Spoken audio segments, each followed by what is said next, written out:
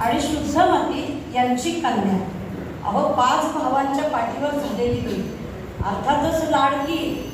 आणि लग्नाचं वय झालं तसं माझ्या वडिलांना काळजी वाटायला लागली. माझ्या वडिलांना इतका त्यांचा चेहरा म्लान झालेला बघितला आणि अचानक आमच्या दरबारामध्ये कीर्तिमान नावाचे एक ब्राह्मण आले आणि त्यांनी सांगितलं की मी आत्ताच द्वारकेमधनं आलोय, तेव्हा अजिबात काळजीचं काही कारण नाही आहे. तो जो द्वारकेचा गोकुळीचा कृष्ण आहे तोच हिला योग्य पती आहे. अहो त्याचं वर्णन ऐकता ऐकता माझी तर बाई समाधीच लागली आणि मी माझं मन त्याला अर्पण करून टाकलं.